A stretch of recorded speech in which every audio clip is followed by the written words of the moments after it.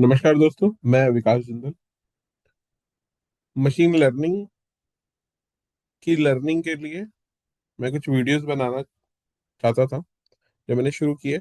और अब मैं चाहता हूं कि मैं पूरे भारत और विश्व में हिंदी भाषियों के लिए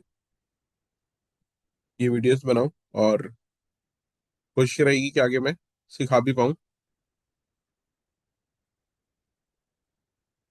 तो चलिए शुरू करते हैं। आज टाइप्स ऑफ मशीन लर्निंग। इससे पहले मैंने मशीन लर्निंग क्या है और उसके एक दो एग्जांपल दिए थे। मशीन लर्निंग को हम मेनली तीन टाइप्स में डिवाइड कर सकते हैं या करते हैं। Supervised learning, unsupervised learning, reinforcement learning. तो चलिए इनको एग्जांपल के थ्रू समझते हैं।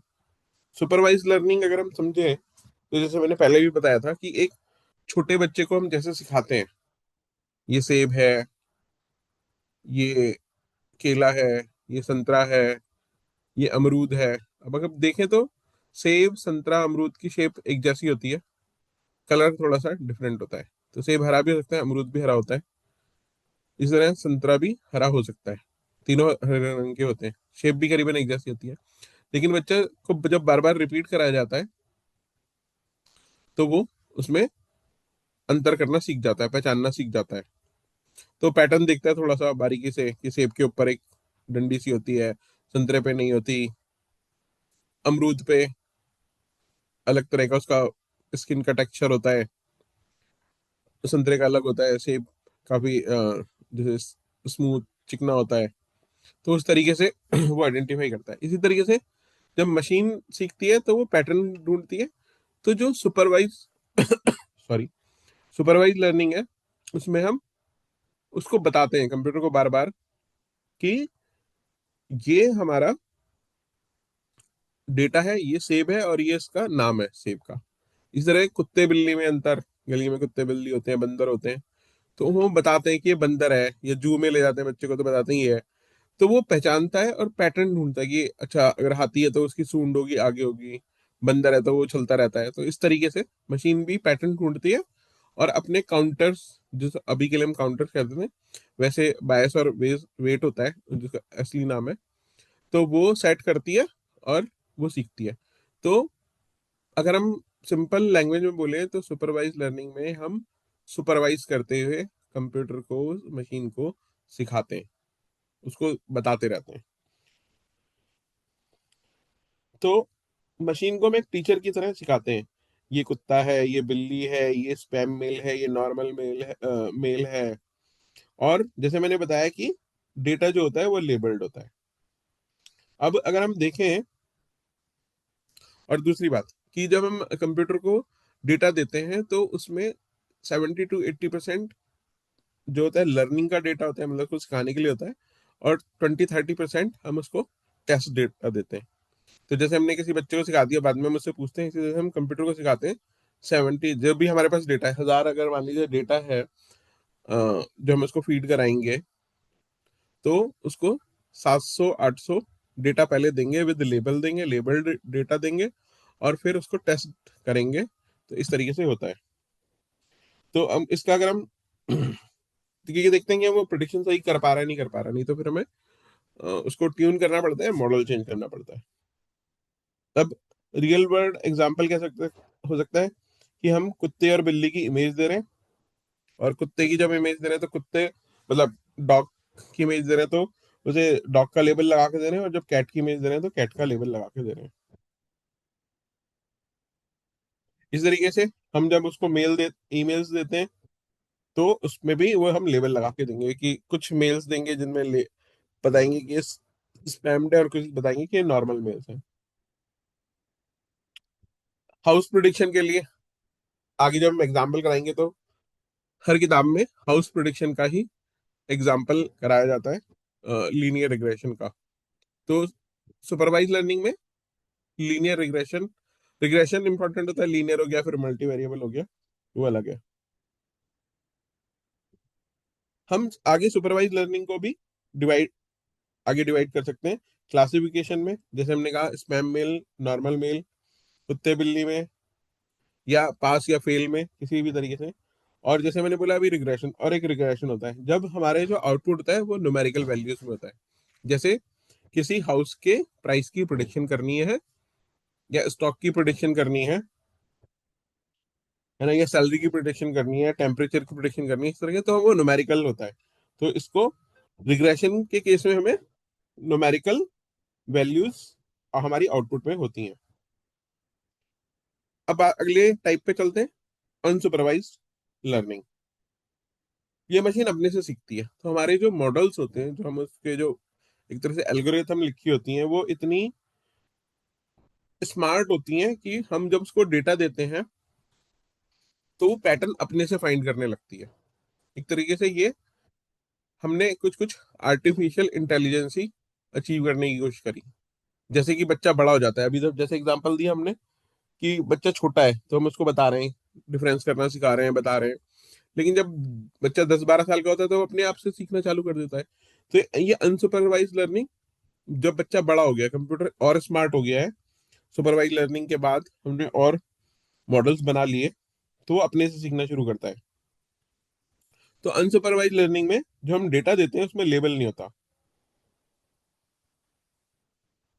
मशीन को कोई भी आंसर नहीं दिया जाता, मशीन को खाली डेटा दिया जाता है। मशीन खुद पैटर्न ढूंढकर उन्हें ग्रुप करती है। तो जैसे कुछ रियल वर्ल्ड एग्जांपल्स हो सकते हैं कि कस्टमर सेगमेंटेशन, इसको क्लस्टरिंग भी कहते हैं। अमेजन कस्टमर्स को ग्रुप करता है, high spender group, low spender group, discount lover group, rare buyers, है ना, इसी तरीके से।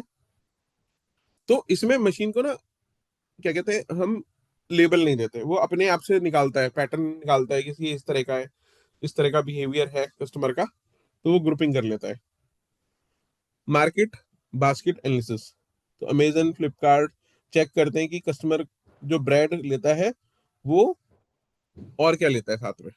तो रिकमेंडेशन आती है ना नीचे, वो रिकमेंडेशन भी कर सकता है इसी तरीके से। मशीन खुद इसको रिलेट कर लेती है। अच्छा ये है, तो इसके साथ ये वाला आइटम ज्यादा खरीदा जाता है। अब क्या होगा, मान लीजिए ब्रांड लिया तो बटर लिया ही जाएगा, जो अंडे खाते हैं वो अंडे लेंगे ही, चाय की पत्ती लेंगे, चीनी लेंगे, इस तरीके से, मतलब चाय की पत्ती ले रहे हैं तो चीनी लेंगे ही। तो इस तरीके से जब वो देखता है कि 100 लोग एक चीज को ले रहे हैं तो दूसरी चीज को भी ले रहे हैं, है ना, तो वो हमें भी रिकमेंडेशन करना शुरू कर देता है। एनोमली डिटेक्शन, बैंक फ्रॉड जो होते हैं, तो मशीन देख लेती है। अगर मान लिया ट्रांजेक्शन महीने में 2 कर रहे हैं और एक दिन आप बैठ के 4 ट्रांजेक्शन कर लिया, 10 ट्रांजेक्शन कर ली, तो ये भी कंप्यूटर डिटेक्ट करता है थ्रू अनसुपरवाइज मशीन लर्निंग। अब अनसुपरवाइज मशीन लर्निंग हम फर्दर डिवाइड कर सकते हैं। इसमें क्लस्टरिंग, जैसे मैंने बताया था, डेटा को नेचुरल ग्रुप में डिवाइड करते हैं। कस्टमर सेगमेंटेशन हो गया, इमेज की ग्रुपिंग हो गई। तो जैसे हमने अ, फर वाले जानवर दिए और बिना फर वाले जानवर दिए, तो कुत्ता बिल्ली जो गए वो एक कैटेगरी में आ जाएंगे, बंदर एक कैटेगरी में आ जाएंगे। लेकिन बिना फर वाले जानवर कौन से होंगे, बंदर भी हो जाएगा, इधर कुत्ता बिल्ली हो गया। तो बिना फर वाले, या मतलब बिना सींग वाले, सींग वाले और बिना सींग वाले, ऐसे हम ग्रुपिंग कर सकते हैं। एसोसिएशन रूल, जैसे मैंने भी बात करी थी कि जो लोग एक्स खरीदते हैं वो वाई भी खरीदेंगे, तो ब्रेड खरीदने तो बटर भी लेंगे, है ना। तो डाइपर्स ले रहे हैं तो बियर भी लेंगे, जैसे रियल वॉलमार्ट केस था। फिर तीसरी लर्निंग आती है, जो सॉरी तीसरा टाइप आता है, वो आती है रीइंफोर्समेंट लर्निंग, जिसमें हम कहते हैं trial and error learning. Simple definition क्या है इसकी, रीइंफोर्समेंट लर्निंग जो होती है, मशीन खुद एक्सपीरियंस से सीखती है। एक एजेंट होता है जो एक्शन लेता है, एनवायरनमेंट में इंटरेक्शन करता है, रिवार्ड पनिशमेंट मिलता है, और बेटर स्ट्रेटेजी सीखता है।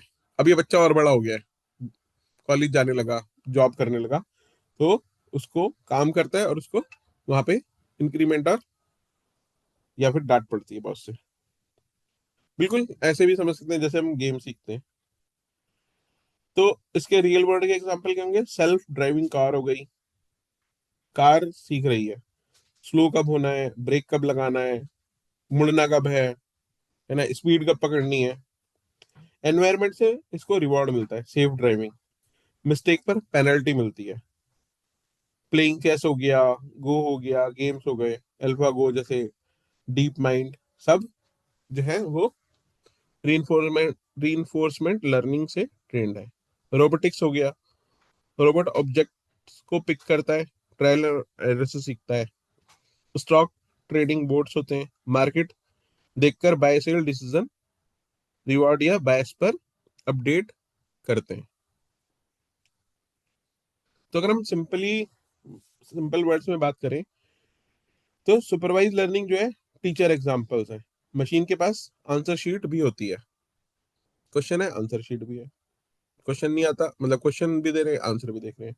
अनसुपरवाइज लर्निंग, मशीन अकेले सीखती है, मशीन के पास कोई आंसर शीट नहीं होती, खुद ग्रुप बनाती है। और रीइंफोर्समेंट लर्निंग गेम प्लेइंग होती है, मशीन रिवार्ड पनिशमेंट से सीख रही होती है। तो दोस्तों ये था टाइप्स ऑफ मशीन लर्निंग। चलिए मिलते हैं अगले वीडियो में कुछ और जानकारी के साथ। तब तक के लिए, हाँ, इम्पोर्टेंट बात, आपको मेरी अगर वीडियो पसंद आए तो इसको लाइक करिएगा, मेरे चैनल को सब्सक्राइब करिएगा, इस वीडियो को शेयर करिएगा, है ना, जितना हो सके। और आप शेयर करेंगे तो, और लाइक करेंगे या डिसलाइक करेंगे वो आपके ऊपर है। कमेंट्स करेंगे तो मेरा हौसला ज़रूर बढ़ेगा और मैं और भी वीडियोस डालूंगा। तब तक के लिए नमस्कार दोस्तों, मिलते हैं जल्दी ही अगले वीडियो में।